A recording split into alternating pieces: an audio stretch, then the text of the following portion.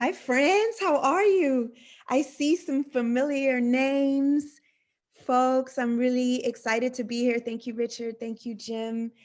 As Jim mentioned, I am Dr. Stacey Chimimba Ault, founder and CEO of the Race and Gender Equity Project and professor at Sac State. And we're going to be talking today about moving through secondary trauma, self-care, squad care, and social justice. Jim, may I share my screen? Yeah. Christina, is she able to share I have screen? capacity to do that. Let's see. Yep. Can you see my screen? Yep, yes, we can. Perfect. And so let me also orient my Zoom a little bit. As you know, I'm sure many of you have used Zoom to present. When I'm presenting, I can't see your faces. So I do hope that we have time for this training, webinar, conversation to be a dialogue between us. So I invite you to use the chat throughout. I am not African American. I am a Black British girl, but I do adhere to the Black cultural tradition in the US and throughout the diaspora of call and response. So if you can shout out, highlight, tweet, cosign, echo, anything I'm saying. And additionally, stop me if you have a question or want me to elaborate on anything we're talking about today. And Jim, may I also ask you for a 10-minute countdown? So maybe say 15 minutes when we get to about 15 minutes so that we can, 15 minutes to end, so that we can stop for question and answer. Because I feel like as much as we present, it's the dialogue that creates change, right? It's the ability for us to connect what we're hearing with our own lived experiences that really is transformational for us. So Jim, if you don't mind jumping in with a 15-minute, that would be perfect. Yes, I'm happy to. Lovely. I will also put these slides in the chat. I know some folks like to multitask and like to take notes within the slides and or read them for yourself. Sometimes the words on the screen aren't always as accessible as in your own slideshow. So I've put the slides in the chat. And similarly, if you're unable to use the chat for any reason, unmute yourself. This is a dialogue. We homies, jump right in. I'm going to get started. Before I go into our agenda, I want to center us in this concept of brave space. And usually when I'm doing a facilitation, I'll create group agreements. I'm sure all of you do that, and we'll kind of settle ourselves in the culture of the space. As this is more presentation style, I'm gonna offer up a poem by Mickey Scott Bay Jones that you will find in Adrienne Marie Brown's Holding Change, which is a great resource. I'm gonna be dropping nuggets and resources to read, to look at throughout this presentation. So if someone could be a note taker and just drop those things in the chat, that would be amazing. And I'm sure then we will have it as historical record as well.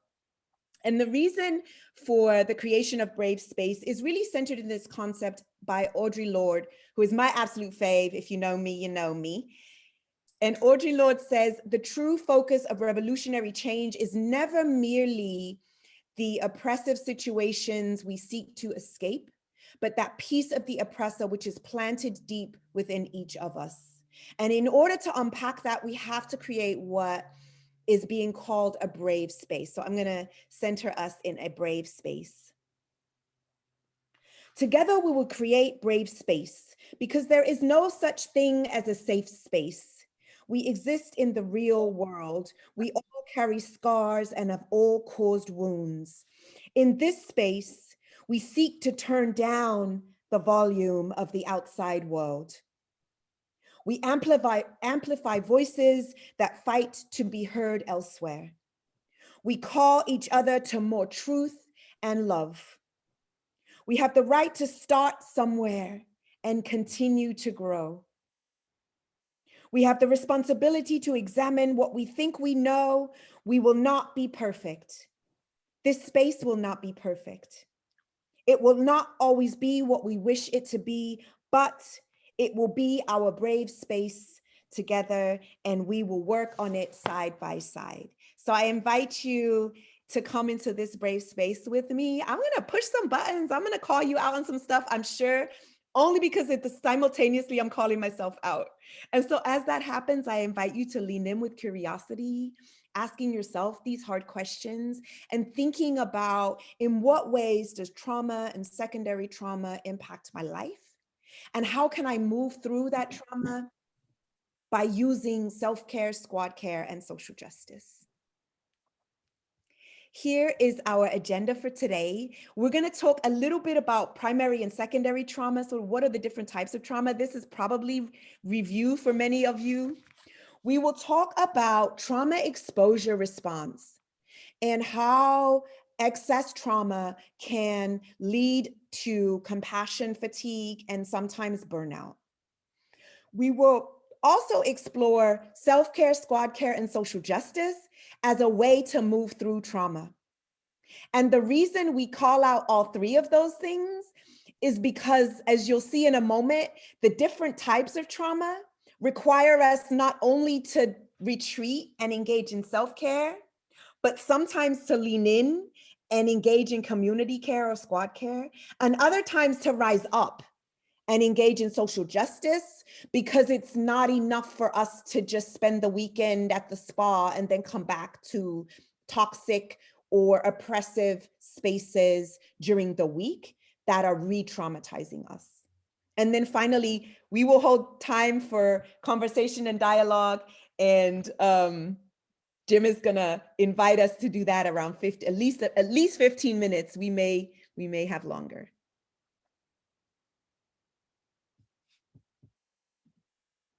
So I want to talk a little bit about the different types of trauma.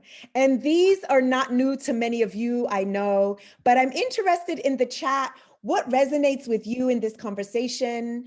What do you feel especially interested about throughout this day? And or what do you feel really confident in having a full understanding of? And the first type of trauma is individual interpersonal trauma. This can be related to some form of direct abuse. This can be related to something that I have individually and interpersonally experienced that has caused my world to get shaken up and me to question my safety and my ability to survive in this space. And I'm going to, at this moment, as we think about Brave Space, offer a trigger alert as we have these conversations. Some of these things may be difficult for us. I invite you to use the chat if you're comfortable, to name the difficult emotions that you're feeling. And also, as we are talking about secondary trauma, we may also experience secondary trauma, right? And we'll talk a little bit more about what that is in a moment. I also invite you to lean into your squad. If you've got your homies on this call and you need to take a break, send them a direct message and ask them to hold it down for you while you're gone. We are a flexible space that you can step into and out of as you're comfortable. And then finally, thinking about, of course, our themes, social justice. In what ways do these different types of trauma require a social justice response? And I would offer that most of them do. Even in individual and interpersonal trauma can be impacted, right, by a social justice response, and can also be impacted by the other forms of trauma that you see on the screen. So individual and interpersonal trauma. I am a trauma survivor. I have experienced sexual abuse. I have experienced childhood trauma. I have experienced the trauma of immigration. I have experienced the trauma of interpersonal violence. And everywhere I go, there I am, right? Like those traumas stay with me, and I've had to engage in my own individual healing and community care and social justice to be able to navigate through those interpersonal types of trauma. Sometimes we experience community trauma.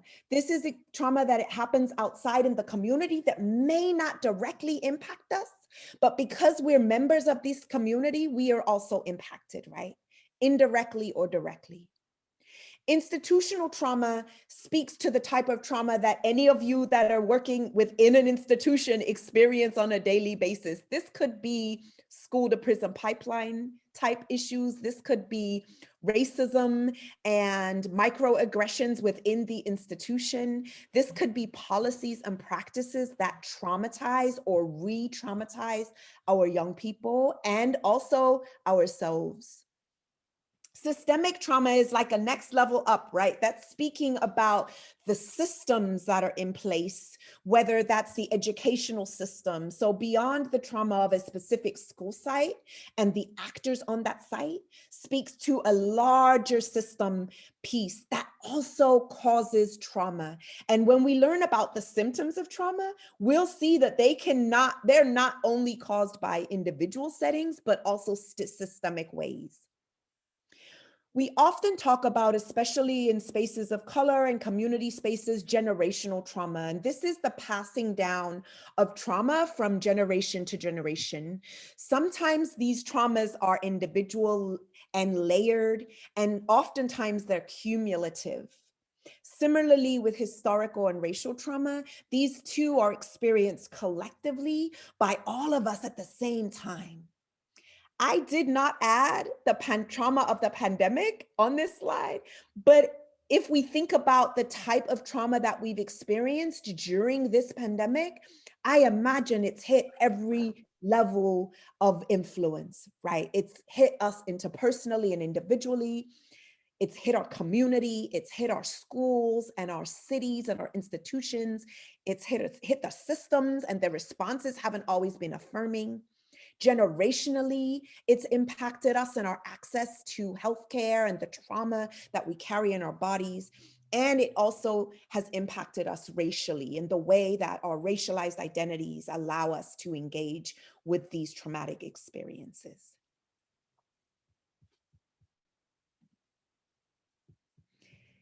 Anytime we experience trauma, regardless of the type of trauma it is, we are likely to also experience some form of traumatic stress. And this can range from a mild response to trauma or a severe and pervasive traumatic response.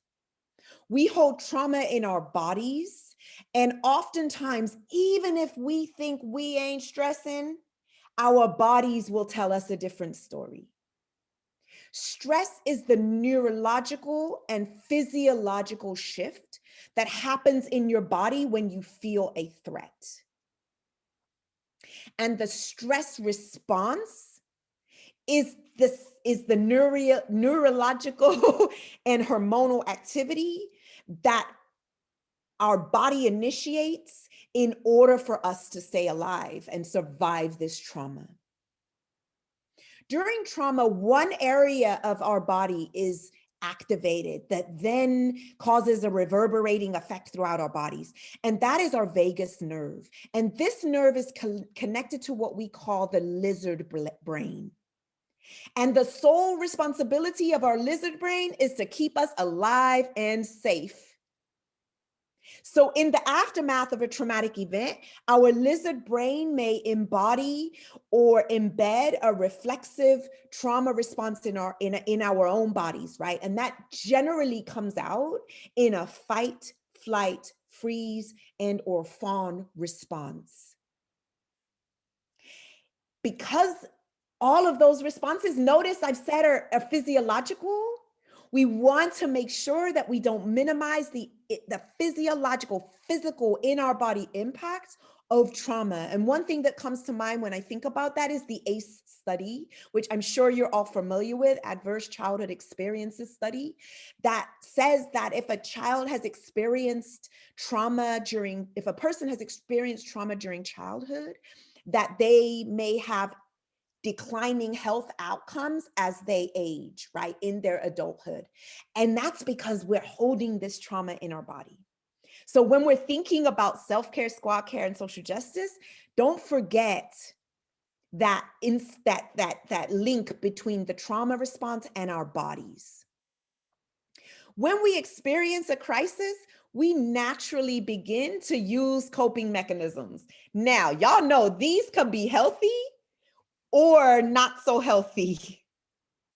And so we want to pay attention to the type of coping mechanisms we enable as we respond to the trauma we're experiencing. Sometimes we create familiar patterns of trauma. We recreate the trauma because we have control over it and it's what we know. Especially those of us who have experienced cumulative and persistent trauma. Sometimes we fall back into coping mechanisms that may have served us at some point, but that we've outgrown and that are outdated and no longer serve us. I want to offer you this visual because I absolutely love it. The link is in the chat if you want, or in the slides if you want it. But it talks about each of us having a window of tolerance. This is where things just feel just right. I'm able to cope with the stressors that happen. Life is going to offer punches, throw punches at me. I can handle it. I'm calm, but I'm not tired. I'm alert, but I'm not anxious. This is the place, the equilibrium, the place that we function most effectively, right? When our window of tolerance is wide. Stress and trauma can shrink our window of tolerance. And that means it may be harder to stay calm and focused. And when you're outside of your window of tolerance, that's when you may be more easily thrown off balance. And this is important when we're talking about secondary trauma, because when we're dealing with individual or interpersonal or community trauma outside of our workspaces, our window is smaller. So the impact of secondary trauma on our well-being is going to be greater. And the researchers will say that when you experience crisis, most people's lizard brain will go to hyper arousal. This is where you feel extremely anxious. Sometimes you're angry or feeling out of control. Sometimes these unfamiliar or threatening feelings can overwhelm you and you want to fight or run away. That's the fight flight. Sometimes our responses can be hypoarousal. And this is where we feel extremely zoned out and numb emotionally and physically. Time can fly by. We don't even realize that we've been, all day has gone and our body starts to take over. And this we would call freeze or fawn. Fawn is when you, and I do this, go into that people-pleasing mode and try to appease so that it's a coping mechanism. If I can keep myself safe, then the trauma will go away, right? And that's an outdated coping mechanism for me. So in the chat, tell me, what's your lizard brain generally telling you? When you experience trauma, do you go to fight, flight, freeze, or fawn? Or maybe all of the above. Maybe it depends on the situation. But what types of experiences do you feel in your body when you're under extreme trauma? And let me know in the chat and I will call it out. In what ways does your body respond to trauma?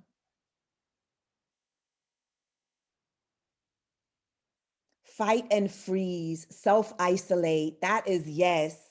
I tell people when I grow up, I want to be a recluse. Like, I don't even want to leave my house. The pandemic has not helped. And in some ways it sounds really inviting, but some ways that's a little bit of self-isolating, right? Sleep, yes. Sometimes sleep can be rejuvenating. Sometimes sleep can be a trauma response. And we want to be able to name and differentiate between the two. Sometimes we have a little bit of all of them. Sometimes we're ready to fight. My organization, the RAGE Project, the Race and Gender Equity Project, was called the RAGE Project because my trauma response at that time, I was ready to fight. I was fighting systems. I was ready to fight administrators. I was ready to fight council members, board members. That was my go-to. I'm coming at you.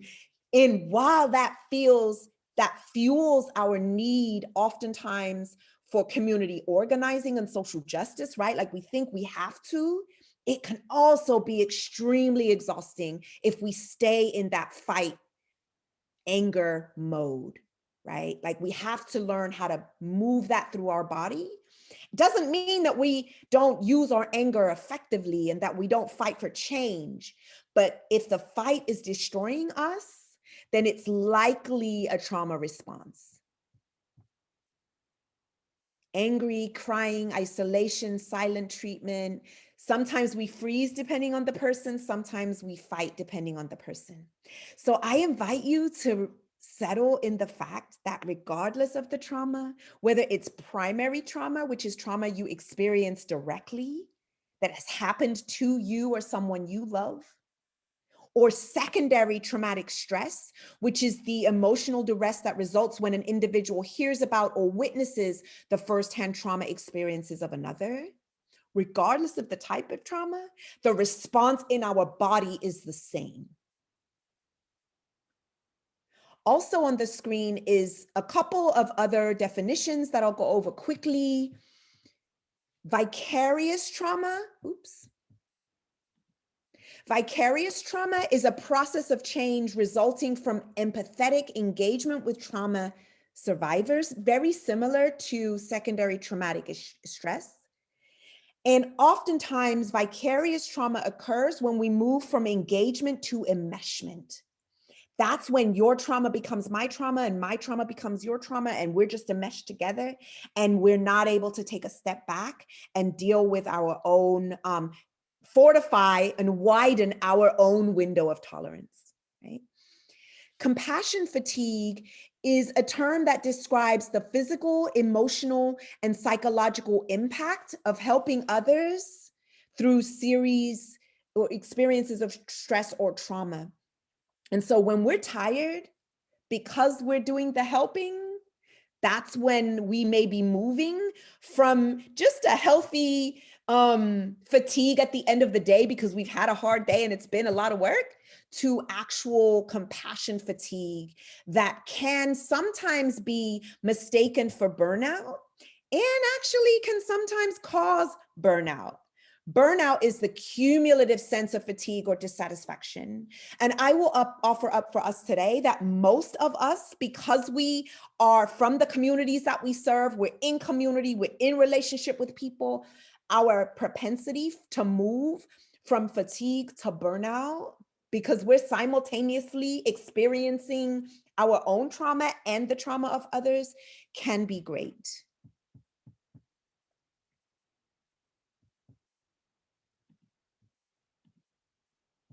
Here are some warning signs of compassion fatigue and burnout.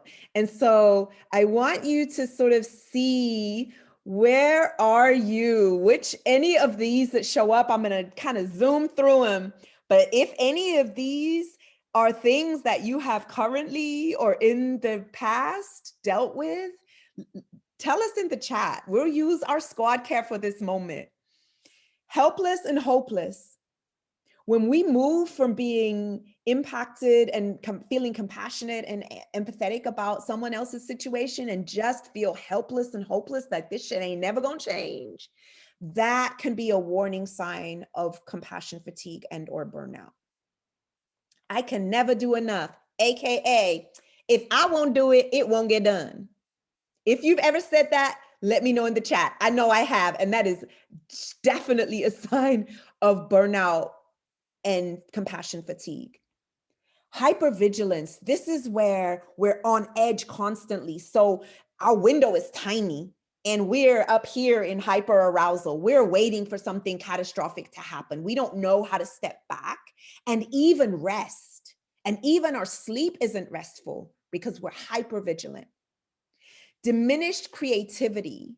One of the things that reduces our creativity the most is a lack of healing, is when we're feeling tired, is when we don't have the space or the spaciousness in our heads and our hearts to be creative. And funnily enough, ironically, I guess is the better word, creativity is what we need to create change for others, is what we need to engage in social justice. We can't do that if we're burnt out or if we're tired. Inability to embrace the complex and live in the yes and. I've been here too. When I'm most stressed out, everything is black and white to me. It's binary. It's you're either good or you're bad. You're either in or you're out. You're either helping my kids or you're destroying their lives. There is no ability to say, you may have been helpful at some point, but right now what you're doing isn't helpful because I'm in these binaries and these extremes. Minimizing. If you have in the past or in the present said, oh, it's not that bad. I'm just a little tired. This little cold, at least it's not COVID. I'm just a little tired.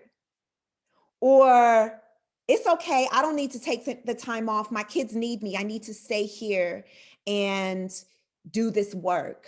Because if I'm gone, then going back to the top, right? It won't get done.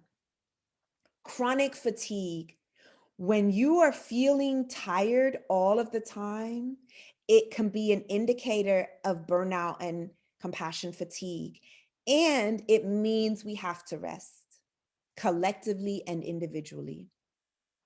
Inability to listen. When I'm not trying to hear it, I know what needs to be done. It just needs to get done. What's what we need to do right now. That's usually an indication, especially those of us that do grassroots work, because listening is what we do best.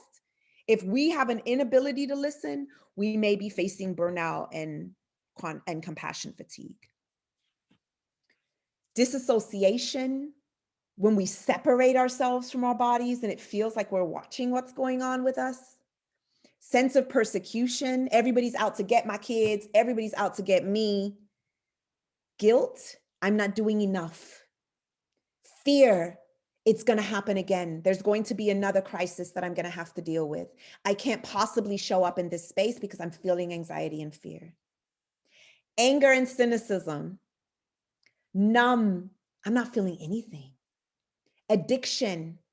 When I talked about those coping mechanisms, those little happy hours we used to take after work, they served us when we were celebrating.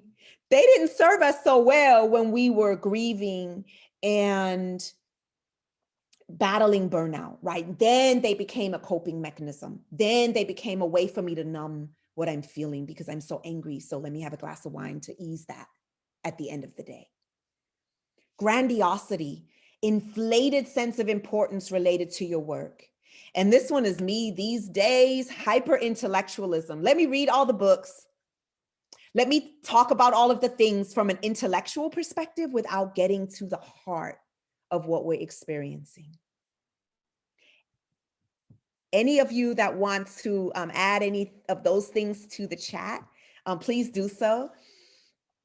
What I want to remind us is even when we're dealing with persistent traumatic stress or traumatic stress exposure, we still have agency and we can still experience post-traumatic or persistent traumatic growth.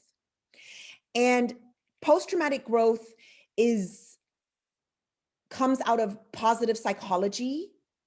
And Tedeschi and Calhoun and Joseph created this theoretical framework that says traumatic events can serve as a catalyst for positive change within individuals. And rather than ruining one's life, a traumatic event can actually improve it. I take issue with the language around what the researchers say, because I feel like generally they were talking about one instance of trauma that someone came out of it feeling stronger, more powerful, more spiritually connected, a stronger social system, better relationship skills. But when we've experienced persistent traumatic stress, I don't want to glorify the effects of trauma in our lives, but I do want to say that people who have experienced trauma are some of the most badass, powerful, strong, empathetic, compassionate people that I know. And it's important for us to not minimize the short-term and long-term effects of trauma, but that we also need to push back and resist the sole deficit-based trauma narrative. Because we can get stuck in, oh, poor kids, poor little Black kids, they can't learn, they've been traumatized. Oh, poor burnt out healers, they need to take some, they need to go find a different job. Instead of asking ourselves, what can we learn from these instances of trauma? What can we learn from the ways that we're responding? What coping mechanisms are we adopting, and are they healthy or less healthy? And as a leader, what coping mechanisms can I create space for within my work culture? I will also say that as we think about post-traumatic growth and agency, we also want to stress that dealing with trauma alone decreases the likelihood that we will experience growth because of the trauma. Because sometimes the growth isn't directly related to the trauma. Sometimes the growth is related to the relationships that we've made, to the systems that we've recreated within our workspace that attend to our trauma, the rest that we engage in.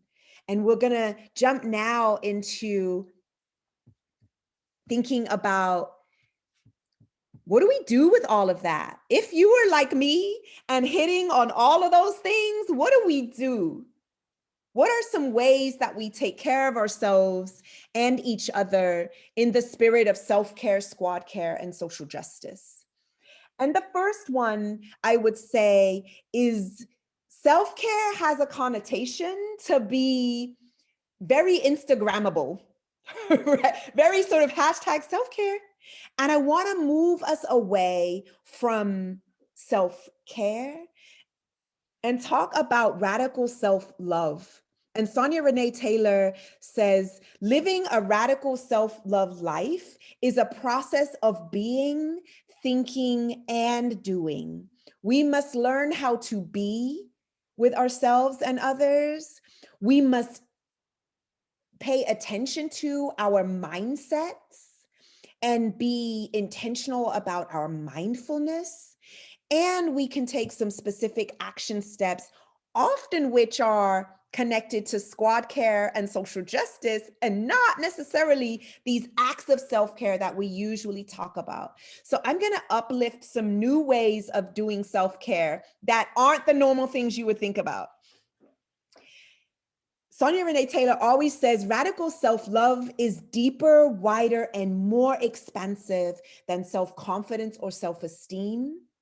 And it is juicier than self-acceptance. Using the word radical offers us a self-love that is the root or origin of our relationship to ourselves.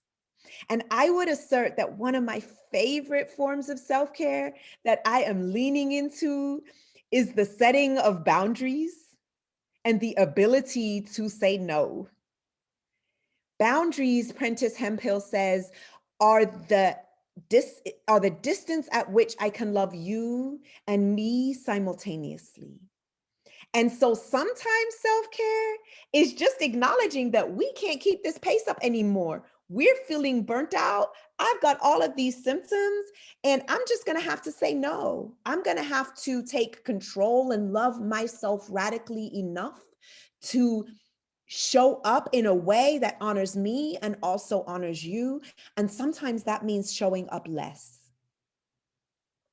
Sometimes that means showing up less. Self-care activities that increase your sense of personal self-control are most impactful when you're experiencing compassion and burnout. The pursuit of personally meaningful tasks and healthy lifestyle choices also can fall into that bucket of radical self-love. Sometimes going to the doctor, making a therapy appointment is radical self-love.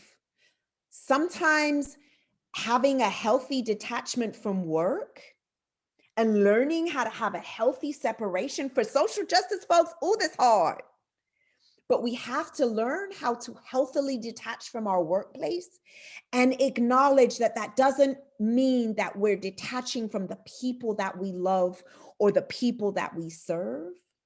And it reminds us that compassion is mutual, that we are no greater or not necessarily even healthier than those whom we engage in liberation work with, even when they're our clients.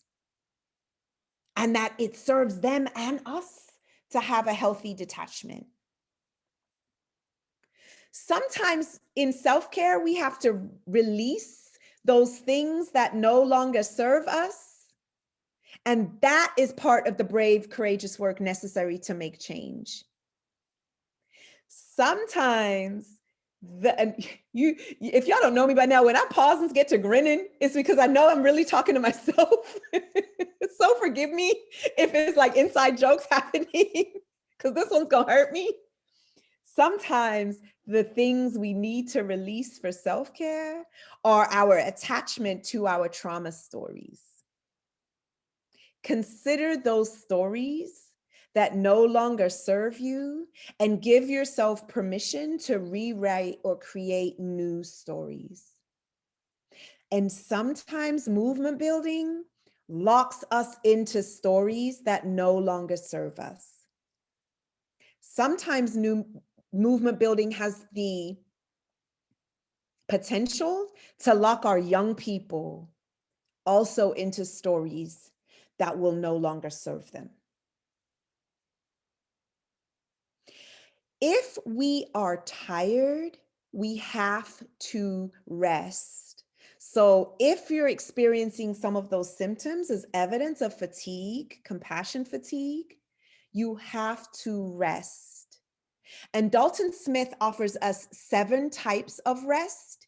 And so when we come to question and answer, I imagine in a few minutes, I want you to be thinking about which of these types of rest resonate with you. Physical, mental, emotional, social, spiritual, sensory, or creative. So when we can identify in which areas are we most tired, then we can identify the type of rest that we need. If we are thinking that or if we're in agreement that we're going to delve into radical self-love rather than self-care, then we can move from a radical self-love that transforms us individually to a radical love that creates justice and equity in the world. And this is also a connection to community secondary trauma, institutional secondary trauma, systemic, generational, racial, historical, right? Like all of those other forms of trauma that show up secondarily can be impacted by us first attending to our own self-love. In addition, we can't do it by ourselves. Like I mentioned, if you go into the petty place, which I love a petty, if you go into the petty place and then coming back into a work system or an institution that doesn't affirm your existence, that is filled with stereotypes or racialized microaggressions, that makes you feel less than, that radical self-love isn't going to be sufficient, right? We have to engage in community care and we have to engage in social justice. When I say community care or squad care, I'm really talking about those positive relationships that carry us and hold us when we can't. And one of the things that I've done through the Rage Project is offer a space for trauma stewardship for Black women, where we come together and hold each other accountable. When we learn these things, when we go to a training, when we go to a webinar, when we hear all these facts, it's not until we get the accountability and support necessary to reach our goals, that we will really have transformation, right? Just hearing it isn't going to be enough. Me relying on me to take care of me ain't gonna happen. And Melissa Harris Perry says it was squad care that saved her life, that pulled her up out of the bed, that found her when she wasn't able to find herself. Sometimes squad care is organic and you have a community. Sometimes it can be created and it can be built in spaces like this, where we're offering support and holding each other accountable in order to overcome and move through our trauma. Research shows that workplace morale and workplace burnout is reduced if we have positive relationships with the folks at work. And I don't know if you know, when we talk about secondary trauma, the reason I try to look at all the different ways trauma shows up is because oftentimes there's an assumption that because I saw a young person hurting, that's the only form of secondary trauma that's acknowledgeable or validated. And oftentimes the type of trauma that burns us out the most is the trauma that comes from the institutions within which we work, or the workplace that doesn't affirm us. And leaders on this call, be thinking about, in what ways can your organization create spaces of squad care? How are you creating space on a regular basis to work through trauma stewardship, which is essentially just the managing and the moving through of your trauma? What can you put in place in order to ensure that that brave space is being created within your system or within your organization? Sometimes organizing against oppressive systems is the catalyst for individual and interpersonal change. And when something is harming us, we want to dismantle it and build up something that affirms. And by engaging in social justice spaces, we get to experience not only the transformation of the system, but oftentimes the transformation of ourselves. Radical rest requires a collective response. And we see this in the labor movement, right? The historical labor movement has, had set the stage for 8-hour days, 5-day weeks, 40-hour work weeks. When we're doing work that is emotionally and physically laborious, for leaders on this call, a 40-hour work week may not make the most sense to be able to have a sustainable work-life cycle that allows you to be affirmed and to move through your trauma. So you want to be thinking about, what are collective ways? If we have fatigue, then we need to rest. What are creative ways that we can make space for rest within our work life cycle, within our work days, within our work weeks? And I think that I am almost at time, so I've got one more. Dr. Stacey, I was going to jump in and let you know that you're at right about the 15-minute mark now. Perfect timing. Yeah. And so generally when I'm working with organizations and even working on myself, right, I go through a process of awareness, assessment, action, and then sort of this habit building that becomes a lifestyle. And so I want to pause here for a moment and realize that we just kind of raised awareness in this space. There was a little bit of assessment. There was a little bit of an opportunity to kind of see yourself. In one of those slides, there's also embedded a secondary trauma scale. I will look for it in a moment and put it into the chat.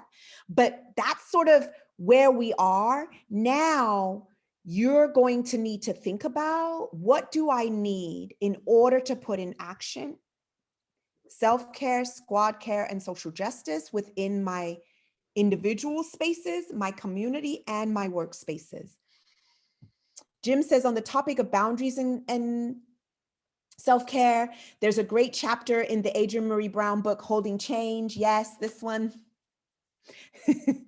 Called Boundaries Can Be Love. And I think Prentice Hemphill might have written that chapter too, Jim. And it's really powerful. So I want to pause here for a moment. And well, let me get to Carissa's comment, and then I'm going to pause and let us reflect a little bit about self-care. And then we'll have time to do squad care, and then we'll delve into social justice. So Carissa says, in a previous role, I experienced the opposite. The org initiated spaces where we could share our trauma, and not participating was not an option. That was overwhelming. My version of squad care doesn't happen within the same structures that cause it, boundaries for sure. That part. When I do trauma stewardship work, either coaching individually or collectively with organizations, I try to do that with folks that individually that need that additional support, or in a space that acknowledges that it is not always healthy to show up in your full self at work. And that's one of the myths that we need to dismantle as part of our social justice work, right? Like, I want to show up in my full self. Sometimes our healthy coping mechanisms mean we set boundaries and aren't required to show up in our full selves.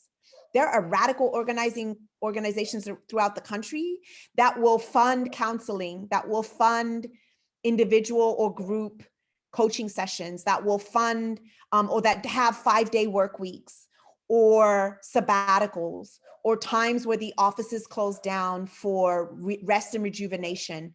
Those practices can also initiate squad care, because it gives you time to then go find your own community, right? Where a workplace squad care or community care space is helpful is for folks that just don't have those same connections, right? Some people don't have a community. And so creating space within the workplace can be a good start, but it can also be toxic. I'm going to go back to the trauma window, right? Like, we can go too far in either direction if we're trying to implement something that doesn't serve us. And sometimes that's because it's performative. We really don't care about healing in this space. We want to say we did it. So how can we, in the assessment phase, whether we're doing our self-assessment or whether we're doing a group assessment, assess the level of burnout of our team, and then assess our team and trust their agency about what it is they need? What do you think about self-care, and what are some things that we've not talked about that you feel like have been really helpful for you outside the norm of Instagrammable respite care? What things have really helped you in terms of your self-care? And you can unmute yourself or jump into the chat. What things have really helped you in your self-care? Go ahead, Daniel, you're live. Hello, can you hear me? I can. How you doing? Hey, friend. How are you? Good. How are you? We're good, we're good. I got a question though. Man, those are beautiful things I'm hearing, right? But when you're a small nonprofit and you're committed to doing certain hours to get certain pay, and committed to, responsibility for accounting for everything, it's pretty hard to just, take a week off and send somebody to go do something, and, things that I feel we need. I mean, I need a vacation. I haven't had one in years, right? Yeah. And I feel overwhelmed sometimes. And I'm feeling you, everything that you're saying. And, and it gets stressful sometimes, all the battles, all the, the sadness, the things we got to deal with, the people going to jail, people getting arrested, people, getting hurt, getting shot. And we got to deal with a lot of that kind of work, right? And I feel you, and I feel my staff sometimes. They're stressed. They're like in need of a day off, and we're 1099, small nonprofit. How do we get there? I mean, I just needed to say it. Sounds lovely. I wish I could give everybody, a week off. They need it.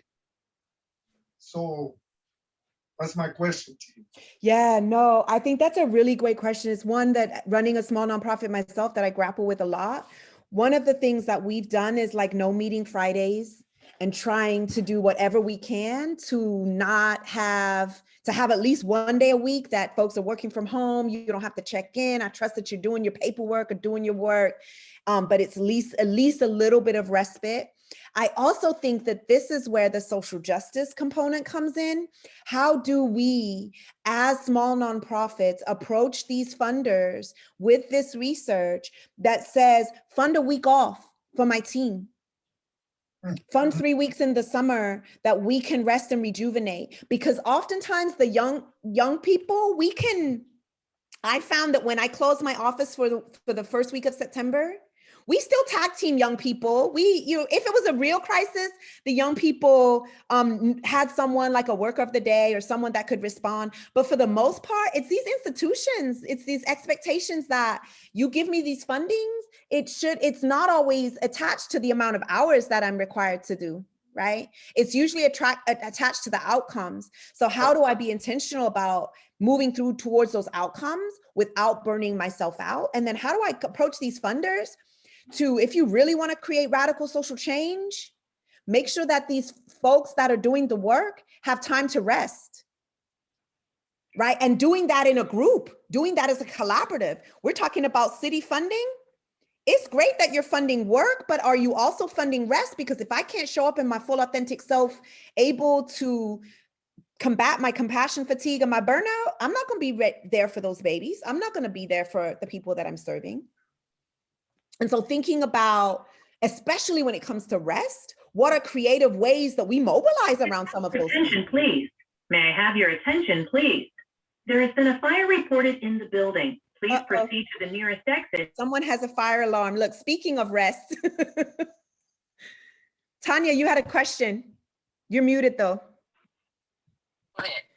Yes, hi. Yes, so definitely hello. I'm enjoying this so much. It's crazy because as we're talking, I had a death last night. It was, well, actually, this is like the second one in the week.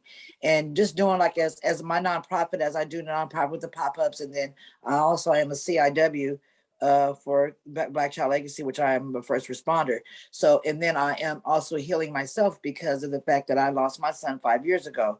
So with that being said, I did take an initiative because I had to do something, and I understood that. So I had to really set back like a little while, about maybe 2 months ago. And I said, I'm going to start really doing more for me. You know what I mean? Because even in this space that I am, and I'm in, and I love helping people, but in that same aspect, I can't be, if I'm not 100%, I can't give you 100%. So and I'm just going to elaborate on Daniel Silva, because he says this all the time. It's not even about that. It's take time for yourself. Shut down, shut the phone off. And I really had to really take time and understand that it was okay to do that. It was okay for me to say no. You know what I mean? Although, and I love my work, but in that same aspect, I can't be of support if I'm just got 100 things going, and I got life, and I got parents. I got 85-year-old parents that I'm taking care of. So it's like, it just hit me all one day. And I just said, forget this phone. And I just turned it off. You know what I mean? And as hard as that may be, and even sometimes during the day, I find myself having to do that.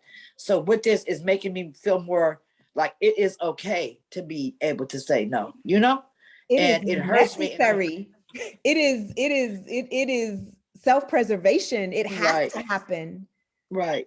So I just want to thank you, because it gets hard out here for us and doing this work, and like right now I'm tearing up because, it's just so much that I have to really let go in it. And then, then it's just, this was the perfect day for this for me. So thank you for this. So I just had to say that. Thank you. Ms. Tanya, I'm sending you all the love, and I'm so grateful for the way that you model leadership in this community, right? Thank you. Sometimes modeling leadership is showing up and being vocal about the inequities and things that we're experiencing, sometimes modeling leadership is showing up with our own humanity and being vulnerable enough to say, I can't do this shit like this no more. I'm gonna have to take a pause.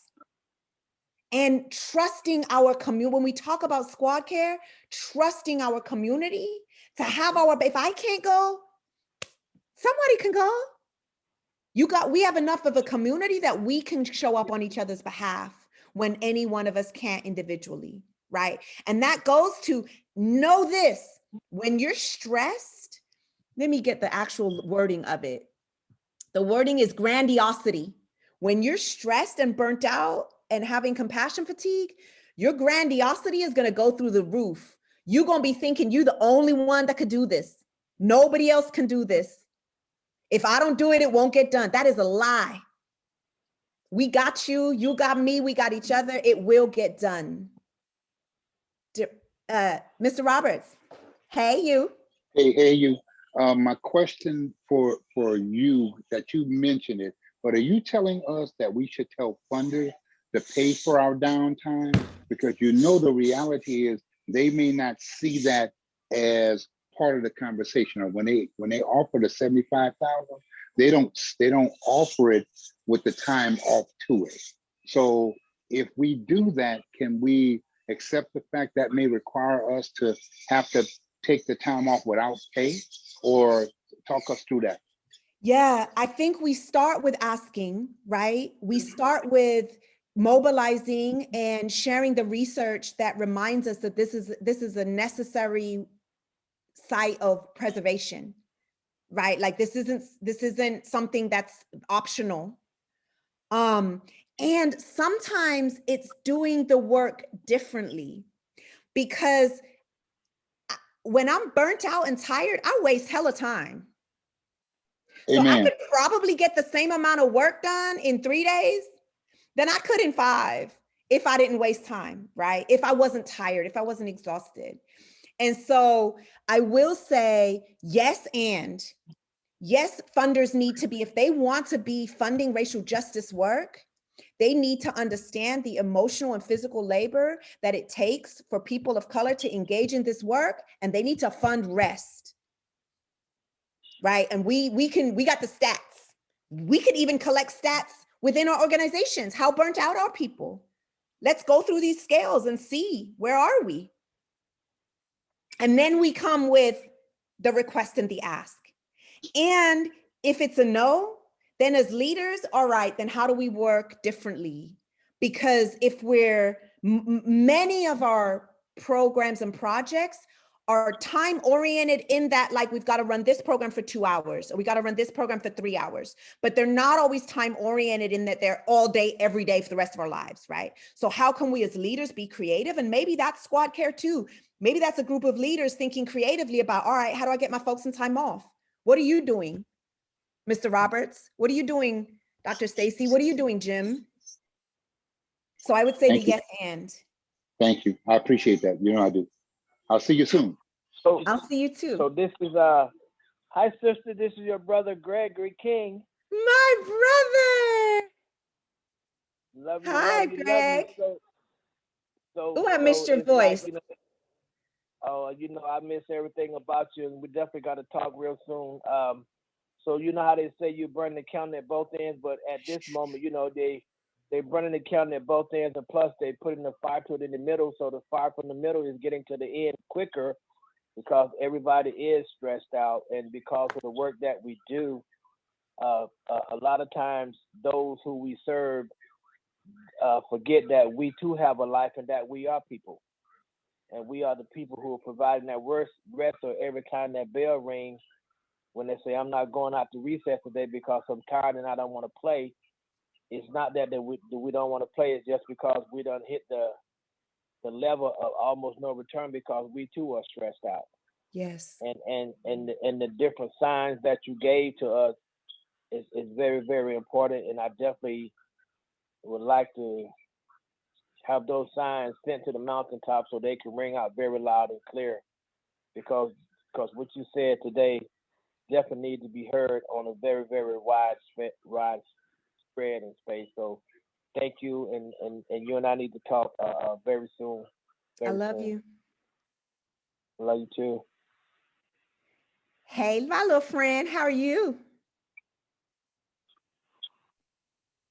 Is that me? Yes, that's you.